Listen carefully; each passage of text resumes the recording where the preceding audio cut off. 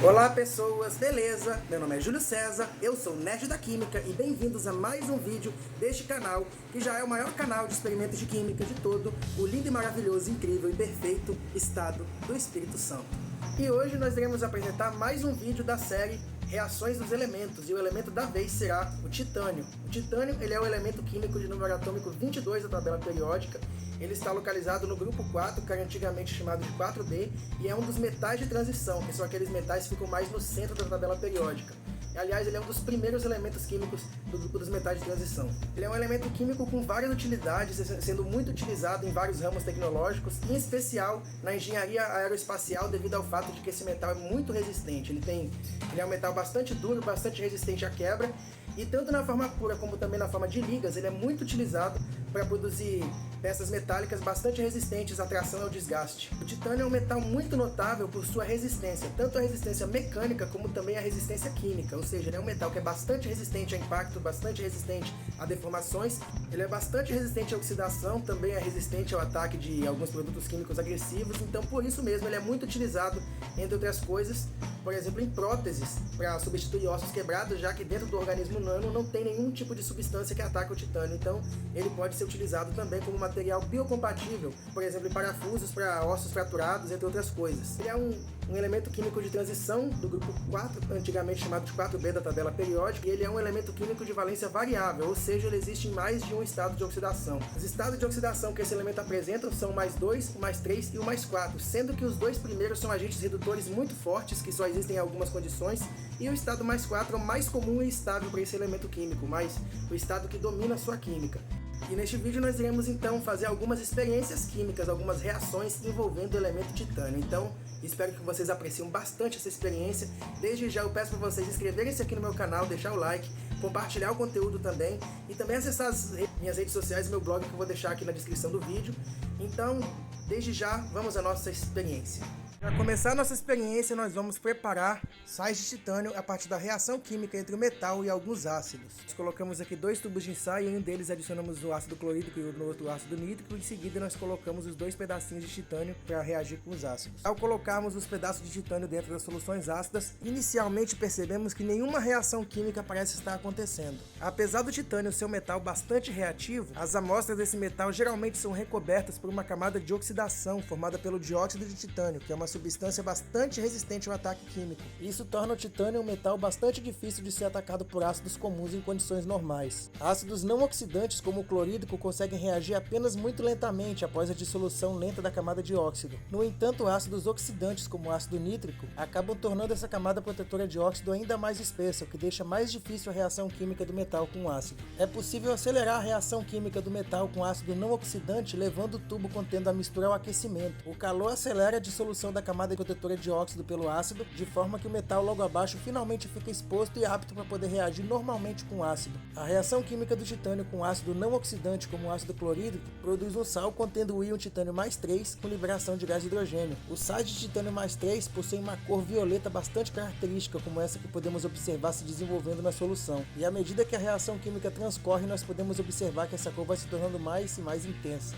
E embora sejam relativamente estáveis em solução ácida, esses íons são fortes agentes redutores, podendo ser facilmente oxidados para íons titânio +4 incolores. Embora não reaja com ácidos normais devido à sua camada de oxidação, o titânio começa a reagir prontamente com os ácidos se for adicionado uma solução contendo íons fluoreto à mistura. O titânio possui uma forte afinidade pelos íons fluoreto, com o qual formam complexos. Dessa forma, a camada superficial de oxidação de dióxido de titânio acaba sendo dissolvida devido à formação do complexo, expondo o metal logo abaixo à ação dos ácidos. Dessa forma, pouco após adicionar os ácidos, nós podemos observar uma intensa efervescência na solução devido à liberação de gases pela reação com os ácidos. No caso, é gás hidrogênio pela reação com ácido clorídrico e óxido de nitrogênio pela reação com ácido nítrico. E uma coisa interessante que nós podemos observar é o desenvolvimento de cores diferentes na mistura. A mistura contendo ácido clorídrico fica esverdeada, enquanto a mistura contendo ácido nítrico fica incolor. Essa cor esverdeada se deve à presença de íons titânio +2 em solução. Esta é uma das raras ocasiões em que esse íon está presente em solução aquosa. Inicialmente, como na reação a quente do ácido clorídrico com o titânio metálico, o titânio foi oxidado a íons +3, porém a presença dos íons fluoreto forçou um desproporcionamento, gerando íons titânio +2 e titânio +4, o qual forma um complexo muito mais estável com íons fluoreto.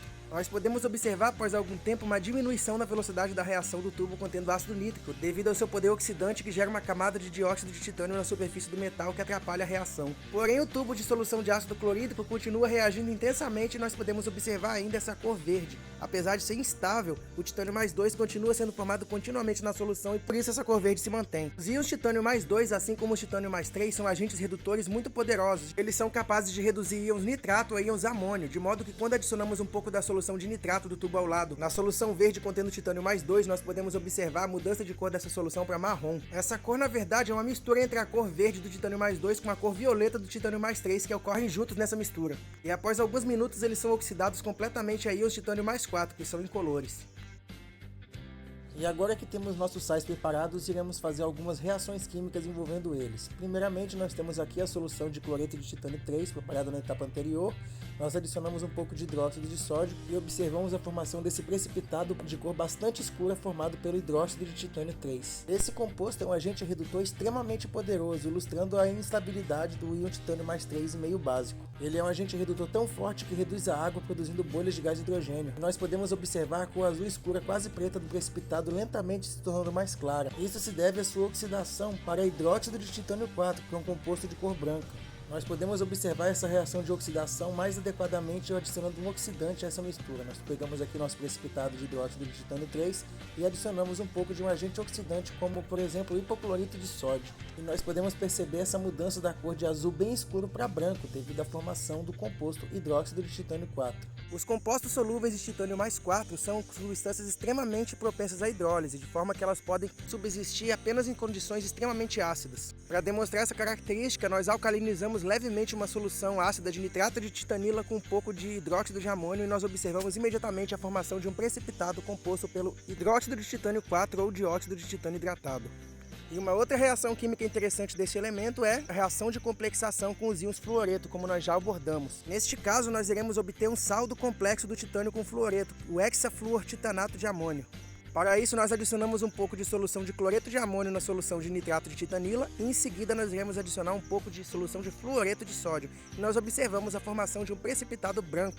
O hexafluorotitanato de amônio é esse precipitado, ele é um dos poucos sais de amônio que são insolúveis em água. Então nós podemos observar aqui a formação deste composto, que é um sólido branco insolúvel em água, que é um sal hexafluorotitanato de amônio. E agora nós iremos apreciar a incrível reação química entre os sais de titânio e o peróxido de hidrogênio. A princípio, para efeito de comparação, nós iremos proceder à oxidação de uma solução de titânio mais 3 por um outro agente oxidante, como por exemplo o hipoclorito de sódio. Podemos observar aqui o descoloramento da solução inicialmente violeta tornando-se incolor, o que demonstra a oxidação dos íons titânio mais 3 para íons de titânio mais 4.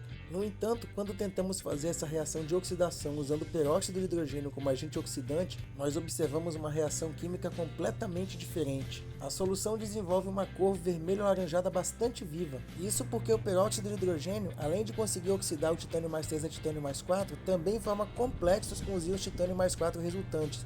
E esses peróxidos complexos de titânio são compostos químicos bastante coloridos que possuem estruturas moleculares muito interessantes. E eles também são notoriamente estáveis. E para finalizar os experimentos desse vídeo, nós iremos alcalinizar as soluções obtidas na etapa anterior. Primeiro nós temos aqui a nossa solução ácida de cloreto de titanila, que foi obtida oxidando a solução de cloreto de titânio 3 com hipoclorito. Ao adicionar uma solução de hidróxido de sódio, nós observamos a formação desse precipitado formado pelo hidróxido de titânio 4, ou dióxido de titânio hidratado. Ao adicionarmos solução de hidróxido de sódio ao peróxido complexo de cor alaranjada, nós podemos observar que a sua cor muda para um tom de amarelo claro. Esse produto consiste em um outro peróxido complexo de titânio, qual a espécie química desse tipo que predomina em meio básico. Então é isso, gente. Espero que vocês tenham gostado da experiência. Muito obrigado pela atenção de vocês e valeu!